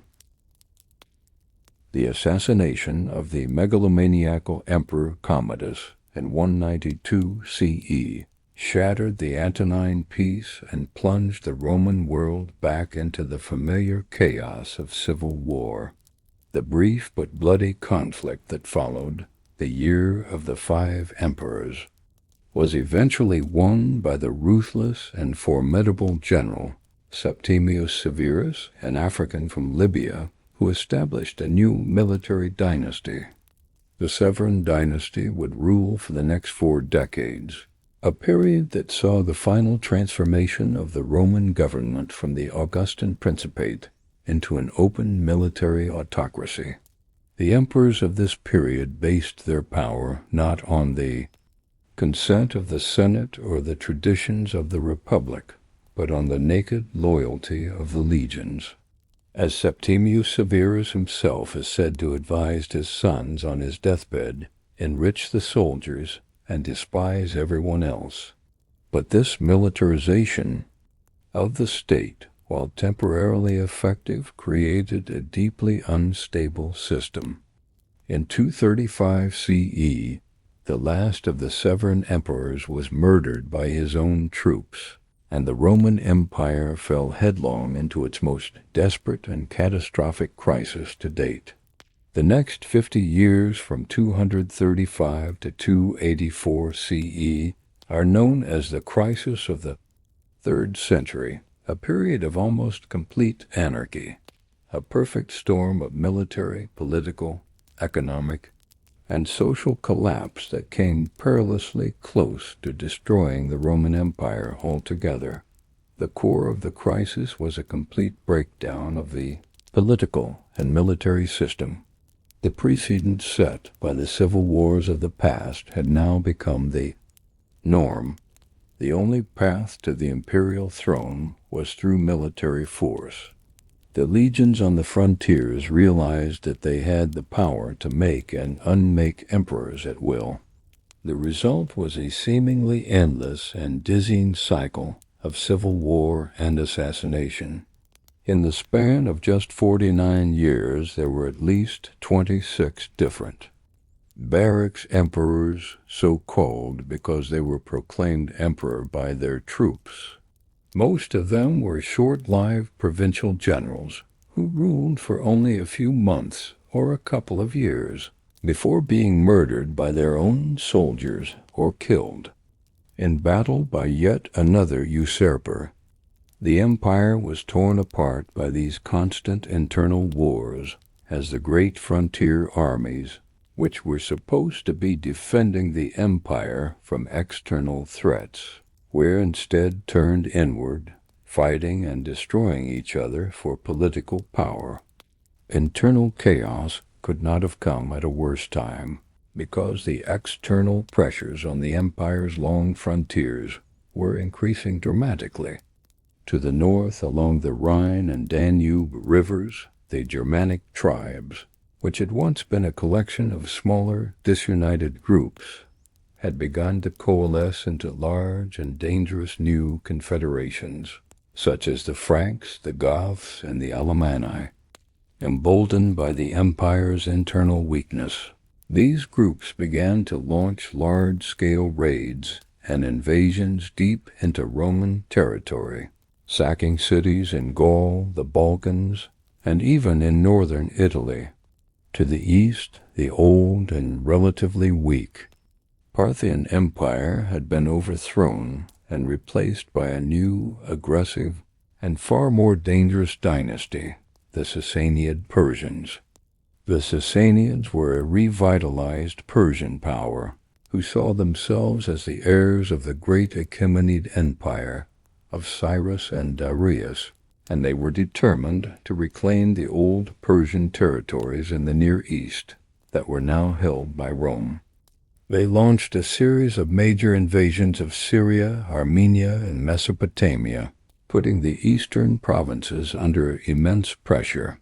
The Roman Empire was now fighting a desperate, multi-front war against powerful enemies on the outside, while simultaneously being consumed by civil war on the inside.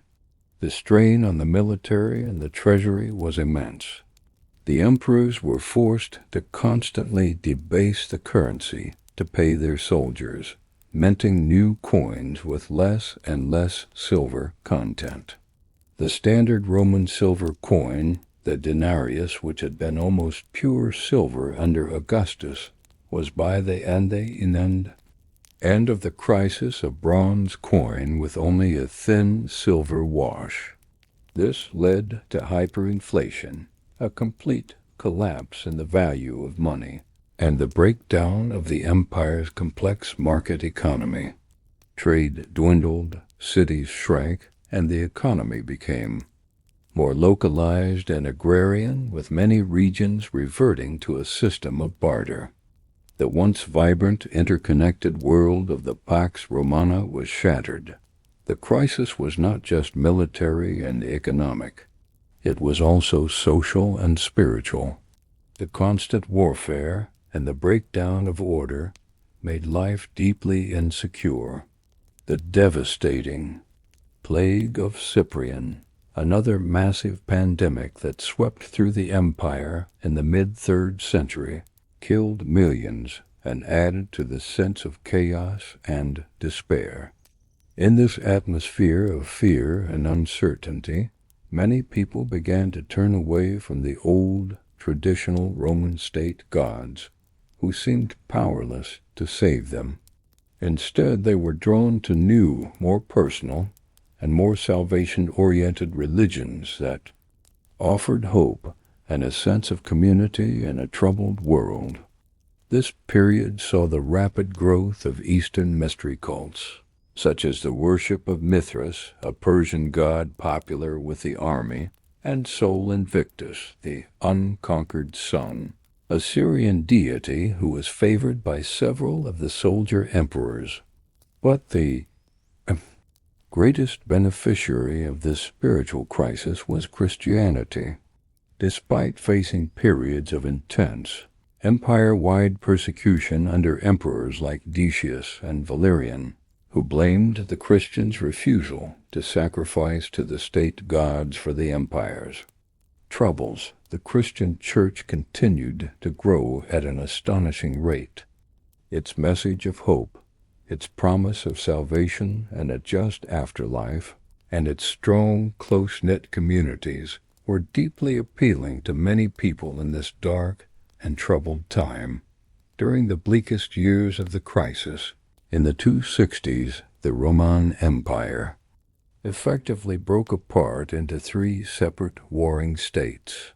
The western provinces of Gaul, Britain, and Spain seceded to form their own Gallic Empire.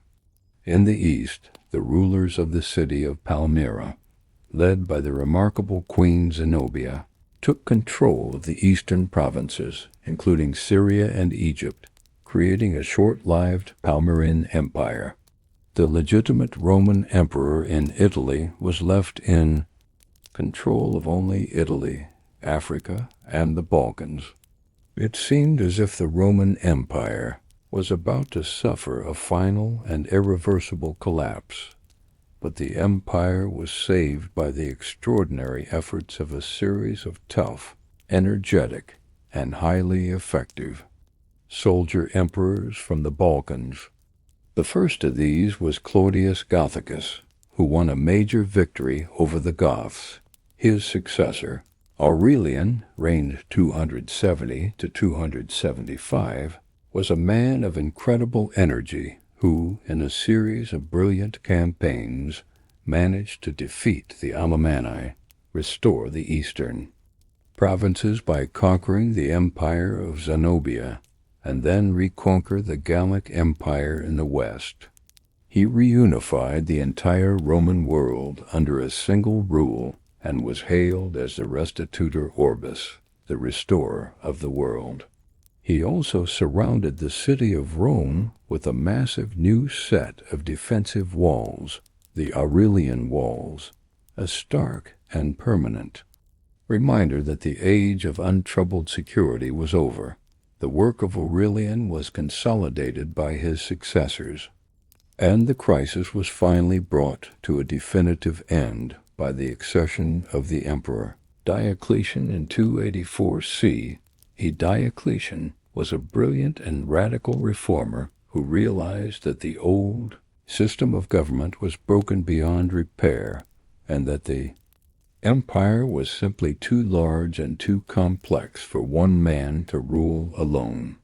He would enact a series of revolutionary reforms that would completely transform the Roman state, creating a new, more authoritarian system of government. The crisis of the 3rd century was a near-death experience for the Roman Empire. It survived, but it was profoundly changed. The world of the classical principate, the world of Augustus and Marcus Aurelius, was gone forever. The empire that emerged from the chaos was a harder, more militarized, and more autocratic state, a society that had been forced to reinvent itself in order to survive. The accession of the Emperor Diocletian in 284 CE marked a fundamental turning point in the history of the Roman Empire. Diocletian was a man of immense talent, a brilliant administrator, and a radical reformer who recognized that the chaotic and crisis-ridden empire of the 3rd century could not be saved by patching up the old Augustan system. A completely new and far more authoritarian form of government was needed to restore order and ensure the empire's survival.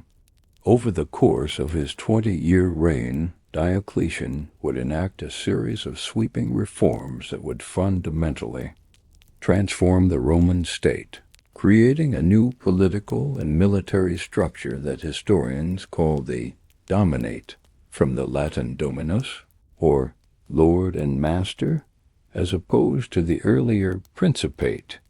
This new system, further developed by his successor, Constantine the Great, would create a more stable, but also a more rigid and bureaucratic state. It was an era of profound transformation, one that not only saw the reinvention of the Roman government, but also witnessed the single most important cultural revolution in Roman history, the rise of Christianity from a persecuted sect to the Favored religion of the empire. Diocletian's most radical and famous reform was the creation of the tetrarchy, the rule of four. Realizing that the vast and beleaguered empire was simply too large for a single man to govern effectively, he decided to divide the power. In 286, he took on a trusted military colleague, Maximian, as a co-emperor. Diocletian, as the senior emperor, or Augustus, would rule the eastern half of the empire, while Maximian, as the junior Augustus, would rule the west. Then, in 293, he expanded the system further, appointing 2 junior emperors, or Caesars, one for each Augustus. Galerius was appointed as Caesar in the east, and Constantius was appointed in the west. The 4 men, the tetrarchs, divided the empire into 4 administrative districts, each with their own capital, all located closer to the threatened frontiers. Rome was no longer the effective center of government. The system was designed to provide a more effective and responsive military command, and crucially, to solve the problem of succession. The plan was that when the senior Augusti retired, the 2 Caesars would be promoted to the rank of Augustus, and they would then appoint 2 new Caesars. It was a rational, bureaucratic solution to the chaotic and bloody cycle of usurpation that had plagued the 3rd century to support this new, more complex government and the larger army it required. Diocletian completely reformed the empire's administrative and tax systems. He subdivided the old provinces into smaller, more manageable units and reorganized them into larger regional dioceses. He also introduced a new comprehensive system of taxation based on a regular census of population and land, which was designed to provide a stable and predictable source of revenue for the state. To combat the hyperinflation of the previous century, he issued a new, more stable currency, and in his famous Edict on Maximum Prices, he attempted to set fixed prices for thousands of goods and services throughout the empire, an ambitious but ultimately failed experiment in price controls. He also enacted laws that made many professions, such as those of soldiers, farmers, and bakers, hereditary in an attempt to stabilize the workforce. The result of all these reforms was a far more rigid, bureaucratic, and top-down state. The old fiction of the emperor as the first citizen of the republic was gone forever. The emperor was now an absolute monarch, a remote, divine figure who was addressed as lord and master, and whose court was governed by elaborate Persian-style ceremony. The final element of Diocletian's program of restoration was an attempt to restore the traditional religious unity of the empire. He saw the old Roman pagan religion as a crucial pillar of the state and a source of divine favor. He also saw the rapidly growing Christian church, with its refusal to participate in the state sacrifices, as a source of disloyalty and divine anger. In 303 CE, he unleashed the last and most severe of all the Roman persecutions of the Christians. The Great Persecution was a systematic, empire-wide attempt to wipe out the Christian church. Churches were destroyed, scriptures were burned, and Christians were stripped of their legal rights and ordered to sacrifice to the pagan gods on pain of imprisonment, torture, and death. While the persecution was brutal, it ultimately failed. The Christian church was now too large, too well organized, and too deeply rooted in the population to be destroyed. The courage of the Christian martyrs only served to strengthen the faith of the survivors In 305 CE. In an act of unprecedented political theater, Diocletian and his co-Augustus Maximian both voluntarily abdicated, and the tetrarchy system of succession was put to the test. It failed almost immediately.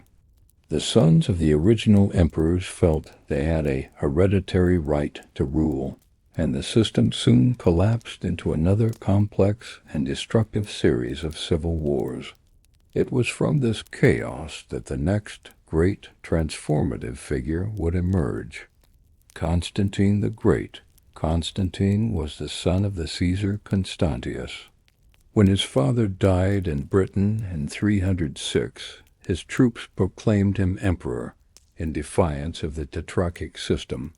Over the next 2 decades, Constantine would fight a series of brilliant and ruthless campaigns against his various rivals for control of the empire. The most famous and most important moment of his rise to power came in 312 CE, at the Battle of the Milvian Bridge just outside Rome. Constantine was facing his rival Maxentius, who controlled Italy. According to the Christian historian Eusebius, on the eve of the battle, Constantine had a vision. He saw a cross of light in the sky above the sun, with the inscription, "In hoc signo vinces," or "In this sign you will conquer." He ordered his soldiers to paint the Christian symbol, the Chi, the first 2 letters of Christ's name in Greek, on their shields. The next day he won a decisive victory, and Maxentius was drowned in the Tiber. Constantine attributed his victory to the power of the Christian God. This was a revolutionary moment. While the exact nature of his personal conversion is debated, from this point on, Constantine became the great patron of Christianity.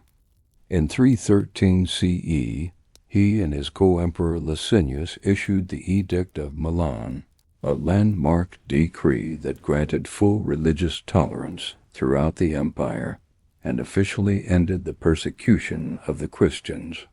He did not make Christianity the state religion, but he lavished the church with imperial funds, built magnificent new basilicas in Rome and the Holy Land, and granted its bishops legal and political privileges.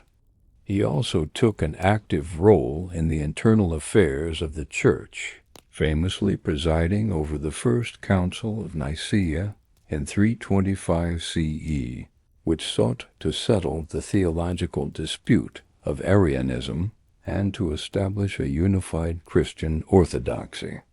By the time of his death, he had transformed the Christian Church from a persecuted minority into the most favored and influential religious institution in the empire. Constantine's other great and lasting achievement was the founding of a new capital for the empire. He chose the ancient Greek city of Byzantium, strategically located on the Bosphorus Strait, the crossroads of Europe and Asia. He massively rebuilt and expanded the city, and in 330 CE, he officially dedicated it as Nova Roma, or New Rome. It would soon come to be known as Constantinople, the city of Constantine. The founding of Constantinople was a recognition of the growing importance of the eastern provinces and a move that would have profound consequences for the future of the empire. By 324 CE, Constantine had defeated his last rival, Licinius, and had reunified the entire Roman world under his sole rule. He had brought the chaos of the post-tetrarchic civil wars to an end, and had re-established a single dynastic monarchy. The empire he ruled was the empire that Diocletian had remade, but with one crucial difference. It was now a Christian empire. The long process of decline had been halted, and the empire had been given a new lease on life. with a new, more authoritarian government and a new unifying religion. But the division of the empire, which Diocletian had begun, and which the founding of Constantinople had solidified, would prove to be a permanent one. The Roman world was now a world with two centers, a Latin-speaking West and a Greek-speaking East, and their destinies would begin to diverge with fateful consequences for the centuries to come. The reforms of Diocletian and the Christian revolution of Constantine had given the Roman Empire a new lease on life. The 4th century CE was a period of relative stability and recovery, a final Indian summer for the Roman world. But the deep-seated problems that had caused the crisis of the 3rd century had not been solved. They had merely been papered over. The empire was still facing immense external pressure on its frontiers. Its economy was still fragile, and its reliance on a vast and expensive military was unsustainable. In the late 4th and 5th centuries, a new series of catastrophic events, including massive barbarian migrations, renewed political instability, and crippling economic problems, would overwhelm the defenses of the western half of the empire. The story of the fall of the Roman Empire is a complex, tragic, and deeply debated process. It was not a single event, but a long and agonizing process of disintegration that would ultimately see the collapse of Roman authority in the West and the final, symbolic sacking of the Eternal City itself, the event that is often seen as the beginning of the end was the Battle of Adrianople in 378 CE. A large group of Goths, fleeing from the advance of the terrifying Huns from the steppes of Central Asia, had been allowed to cross the Danube River and settle within the Roman Empire. Mistreated and exploited by corrupt Roman officials, the Goths rose in a desperate rebellion. The Eastern Roman Emperor Valens recklessly led his army against them near the city of Adrianople in Thrace. The result was a catastrophic defeat. For the Romans, the imperial army was annihilated, and Emperor Valens himself was killed. This was a shattering blow to Roman prestige and military power. For the first time, a barbarian army had defeated and killed a Roman emperor on Roman soil. It demonstrated that the barbarian peoples were no longer just a raiding nuisance, but were a formidable military force capable of challenging the very existence of the state. The Battle of Adrianople set off a domino effect. The empire was now forced to deal with a large, independent, and hostile Gothic army roaming freely within its borders. The Goths were eventually settled and incorporated into the Roman army as federates or allies, but this created a new and dangerous precedent. The Roman army in the West became increasingly barbarized, with a huge percentage of its soldiers, and even its highest-ranking generals, being of Germanic origin. These generals, while often loyal and effective, had their own power bases and were not always fully integrated into the Roman political system. The late Roman state became heavily reliant on the very people who had once been its enemies, a dangerous and ultimately unsustainable situation. The final, fatal blow to the Western Empire began on the last day of the year 406 CE, in the depths of a particularly harsh winter. The Rhine River, which formed the frontier of the empire in Germany, froze solid. A massive coalition of Germanic tribes, including the Vandals, the Suebi, and the Alans, poured across the frozen river into the undefended province of Gaul. The Roman army, stretched thin and busy with internal power struggles, was unable to stop them. This was not a raid but a mass migration. These peoples swept through Gaul and then into Spain, carving out their own independent kingdoms on what had once been Roman territory. In the chaos that followed this invasion, the city of Rome itself was sacked for the first time in 800 years. In 410 CE, the Visigoths, a Germanic people led by their king Alaric, who had been demanding land and payment from the Western Roman government, marched down the Italian peninsula and captured the ancient capital. The sack of Rome in 410 was a deeply traumatic event that sent shockwaves throughout the Mediterranean world. While the physical damage was not as great as it might have been, the psychological impact was immense. The eternal city, the sacred heart of the empire, the city that had conquered the world, had proven to be vulnerable. For both pagans and Christians, it was an event of world historical significance, a sign that the very order of the world was coming undone. The Christian thinker, St. Augustine of Hippo, was moved to write his great work, The City of God, in response to these events, arguing that the true city of the faithful was the heavenly city, not the earthly one. The Western Roman Empire was now in a state of terminal decline. Its richest provinces, Spain, Gaul, and most importantly, North Africa, had been lost. The loss of North Africa to the Vandals in the 430s was a particularly devastating blow. North Africa was a breadbasket of Rome, the source of the vital grain supplies that fed the city's population. The loss of this tax base and this food supply was an economic catastrophe from which the Western Empire could not recover. The Roman state in the West was now a shadow of its former self, its territory reduced to little more than Italy and parts of Gaul, its treasury empty, and its army a patchwork of unreliable barbarian mercenaries.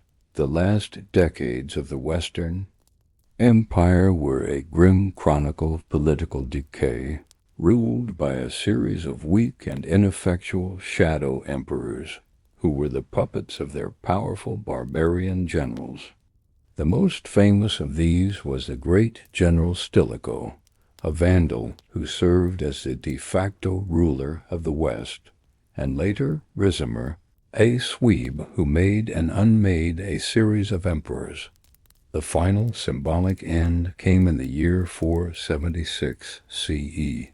The last Roman emperor in the West was a young boy, ironically named Romulus Augustus, a pathetic echo of the city's founder and its first great emperor. The barbarian general Odoacer, the commander of the Roman army in Italy, saw that the fiction of a Western Roman emperor was no longer necessary. He deposed the young Romulus Augustulus, but instead of proclaiming a new puppet emperor, he simply sent the imperial insignia, the diadem, the purple robe, and the scepter to the Eastern Roman emperor in Constantinople, with a message stating that the West no longer required an emperor of its own. Odoacer then declared himself king of Italy. There was no great battle, no final cataclysmic event. The end of the Western Roman Empire was a quiet, almost administrative affair, a recognition that the imperial authority in the West had simply ceased to exist. The city of Rome itself, now a depopulated and impoverished shadow of its former glory, would continue, as would the Roman Senate and the Catholic Church. But the political and military structure that had governed Western Europe for half a millennium was gone. The fall of Rome was not a single event, but a long and complex process. The causes were many and interconnected. The external pressure of the barbarian migrations, which were themselves a product of the larger movements of peoples like the Huns, was a major factor.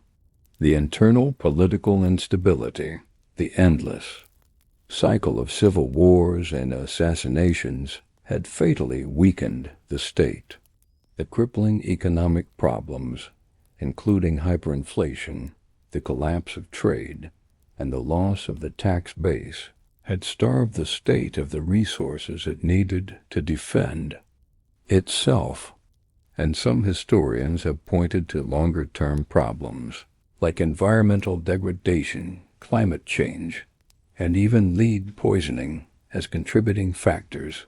The Roman Empire did not fall. It disintegrated. It was a slow, painful, and complex process of political fragmentation, economic collapse, and social transformation that ultimately gave birth to the new, post-Roman world of the Middle Ages. The great empire of the West was dead, but its powerful ghost would haunt the imagination of Europe for the next 1,000 years. Our long journey through the 1,000-year epic of the rise and fall of Rome has come to an end. We have followed the timeline of this extraordinary civilization, from its mythical birth and the fratricidal conflict of Romulus and Remus through the long, arduous, and brutal centuries of the Republic, a period that forged the Roman legion and the Roman character. We have witnessed the Republic's spectacular and bloody death, a century of civil war that saw the rise of great and ambitious generals, culminating in the triumph of Julius Caesar and his ultimate assassination. From the ashes of that conflict, we saw the rise of Augustus, the cold, brilliant, and pragmatic architect who transformed the shattered republic into a stable and enduring empire, ushering in the 200-year peace of the Pax Romana. We have walked with the great emperors of the Golden Age, the 5 good emperors, men like Trajan and Marcus Aurelius, who presided over a vast, prosperous, and well-governed world. We have then traced the long and painful decline through the anarchy of the 3rd century, a near-death experience from which the empire emerged, but profoundly changed. We have witnessed the great reforms of Diocletian and the revolutionary conversion of Constantine, which gave the empire a new lease on life, but also set it on a new path, a path that would lead to a divided Christian world. And finally, we have stood by as the Western Empire, beset by barbarian invasions and crippled by its own internal weaknesses, slowly disintegrated, culminating in the final, quiet deposition of the last emperor, Romulus Augustulus. The fall of Rome was not the end of the story. In the East, the Roman Empire, which we now call the Byzantine Empire, would survive and flourish for another 1,000 years, preserving the legacy of classical civilization. And in the West, the ghost of Rome would never truly die. Its legacy was a powerful and enduring one. The Latin language, the tongue of the Romans, would evolve into the Romance languages of modern Europe: French, Spanish, Italian, and Portuguese. The Roman legal system would become the foundation of many of the legal systems of the modern world. The engineering genius of the Romans, their roads, their aqueducts, and their great buildings would continue to inspire awe and imitation for centuries. And the Christian religion, which was born and grew to maturity within the borders of the Roman Empire, would go on to become one of the most powerful forces in all of human history. But the most powerful legacy of all was the idea of Rome itself, the idea of a single, universal, and ordered state that could bring peace, law, and civilization to a chaotic world. This idea, the dream of a restored Roman Empire, would haunt the imagination of European kings and popes for the next millennium. The story of the rise and fall of Rome is more than just an ancient history. It is the story of the birth of the West.